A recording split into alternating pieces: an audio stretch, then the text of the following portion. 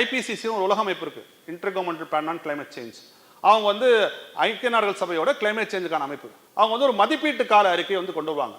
அந்த மதிப்பீட்டு கால அறிக்கை எதுக்குன்னா, அந்த 5 அல்லது 6 ஆண்டுகளில் காலநிலை மாற்றம் என்னவாக இருக்குது, என்னதாக மாறிக்கிட்டு இருக்குது, யார் யாருக்கு எது எது காரணிகளாக்கணும், அந்த டீட்டெயிலாக அறிக்கை வரும். ஒவ்வொரு 5 ஆண்டுக்கு ஒரு முறை வரும்.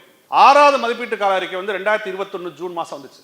அதுதான் எங்களை பூவுலகம் இருக்கிற பலரை பல நாட்கள் தூங்க விடாமல் செய்தது இந்த அறிக்கை நான் சொல்லுவாங்க.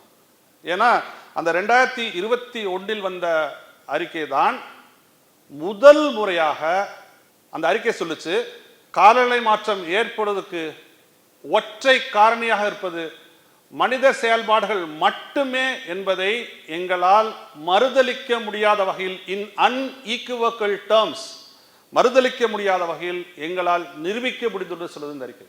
அது வரைக்கும் 5வது மதிப்பீட்டு கால அறிக்கை வந்து என்ன சொல்லணும்னா, 60% ஹியூமன்ஸ் காரணம், 40% நேச்சுரல் சிஸ்டம்ஸ் காரணம், 80% நேச்சுரல் சிஸ்டம்ஸ் காரணம், 20% ஹியூமன்ஸ் காரணம் சொல்லுச்சு மற்ற 3-4 அறிக்கைகளும்.